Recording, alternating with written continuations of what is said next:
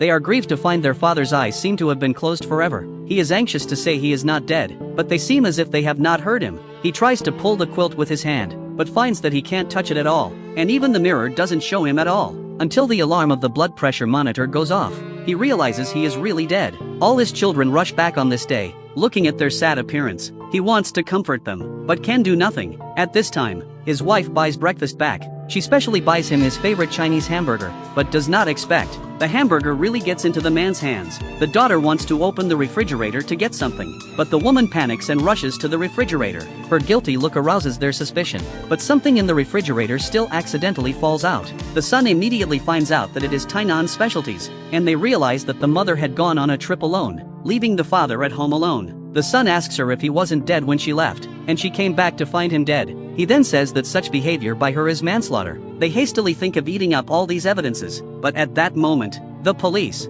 who have just received a call, arrive. They scramble to hide all the specialties, fearing that the mother will be arrested for the charge of manslaughter. They begin to talk about his ailments in a babble, and even when the policeman hears them say in unison that they have no doubts about the death, he can't help but wonder if the man has died of natural causes. At this point, he can't help himself. He tries to teach them to just tell the police that he has fallen asleep and never woke up. Yet the policeman has heard him and is conversing with him. They are all puzzled, including the man himself, until the policeman sees that the man on the bed looks exactly like him sitting next to him. He is scared as if he sees a ghost. He stops him and tries to get him to help him make a phone call to the best friend he ever had. Under his step-by-step instructions, he fights back his inner fear and rummages through his bag. The woman finds a picture of the man and proposes to use this as his last picture, but he strongly opposes it and says that he wants to use a younger picture. 你们让我死得那么丑，我以后找你们一个一个就找你们算账。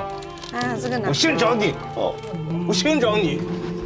They then ride in a hearse to the funeral parlor. He looks out the window at the great weather, and says how nice it would be to bask in the sun by the riverbank. The woman seems to sense his thoughts. She calls the car to a halt, and asks the passers to borrow a wheelchair, but they say that the sitting position will make the body bleed. He is going to give up at this point. However, 我跟他结婚40年了，我最了解他了。